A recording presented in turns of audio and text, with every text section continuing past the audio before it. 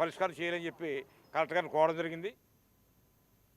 ప్రత్యేక శ్రద్ధ కనబరుస్తూ అందుకు తగ్గ విధి విధానాలను రూపొందించేందుకు 3 ఉన్నతాధికారులతో కూడిన కమిటీని నియమించడం గొప్ప విషయమన్నారు. గో సంరక్షణలో ఇతర రాష్ట్రాలు అవలంబిస్తున్న ప్రక్రియను అధ్యయనం చేయాలని సూచించారు. అదేవిధంగా రాష్ట్ర వ్యాప్తంగా ఉన్న దేవాలయాల భూముల్లో గోశాలల ఏర్పాటు చేసేందుకు చర్యలు చేపట్టాలని ఆయన కోరారు. స్వాగతం పలుకుతా ఉంది.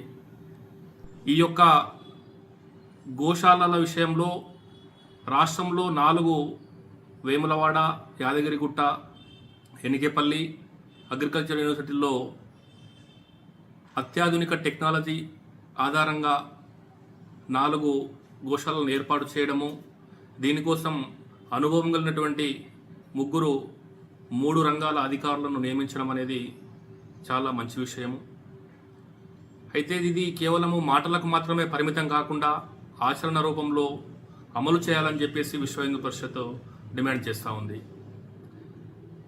ఈ యొక్క గో సంరక్షణ విషయంలో కఠినమైనటువంటి చట్టాలను అమలు చేసి గోవులను కాపాడేందుకోసము విశ్వ హిందూ పరిషత్ బజరంగ దళ్ అనేక ఆందోళనలను చేపట్టింది, ఉద్యమాలు చేస్తూ ఉంది, అక్రమ కేసులు కూడా నమోదు చేసుకున్నది.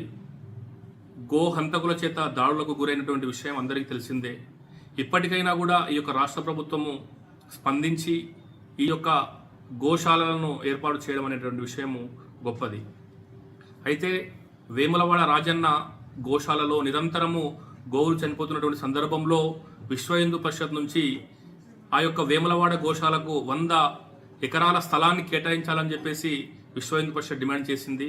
అయితే ఆ డిమాండ్ ఆధారంగా ఈరోజు ముఖ్యమంత్రి గారు కూడా వేములవాడ గోశాలకు 100 ఎకరాల స్థలాన్ని కేటాయించడం అనేటువంటి విషయము మేము హర్షిస్తూ ఉన్నాము.